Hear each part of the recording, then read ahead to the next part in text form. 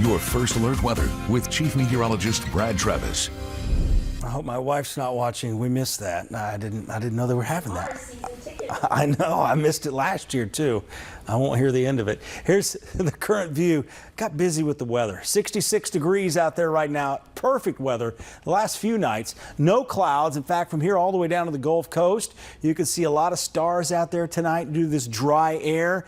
And as I was mentioning on the Weather Extra tonight, and we always have that at 9:30 on our digital and social media as well. I saw a few meteors earlier last night, more than I usually see during a meteor shower. So maybe the clear sky is a result of that. There is a meteor shower, by the way, coming up later next week. Here's a look at that upper level low that's producing heavy snow here out in the Wasatch Front Range, even over towards Wendover, Nevada, and some of the flatter areas there, seeing a very, very impressive upper level storm. Rapid City, some heavy rain there. This energy is going to continue to move to the northeast, but it's eventually going to pull in some colder air for the weekend cold front. And in between the two, there's going to be a new storm system that does emerge over the Central Plains, and that's going to start happening Friday night into Saturday. Saturday, I don't think we'll see much rain at all, looking at the latest forecast guidance. And we'll wait to pull the trigger on a First Alert weather day until we look at things tomorrow morning and then again tomorrow afternoon. I really want to see where things are setting up as far as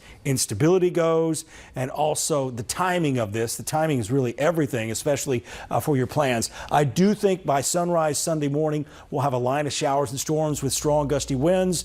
And there's a lot of wind shear, and I hate to mention the word tornado, but we're really starting to find that there's two different varieties of tornadoes with these storm systems. This one here is not a big tornado producer. It's got enough wind shear for these EF0 type tornadoes that are on the ground for like 2 minutes. So again, when you hear the word tornado, and you may hear it on social media coming up in the coming days, don't think about a big tornado outbreak.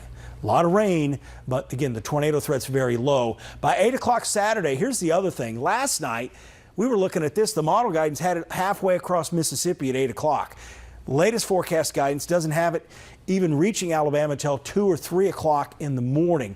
So this will be an impressive line of storms as it's moving in, but it's going to weaken as it moves to the east because of the lack of instability, especially the timing here. 7 o'clock in the morning, the sun is down. The sun's going up, I should say. It'll be up by 7 a.m., but it won't have an impact on the instability out there.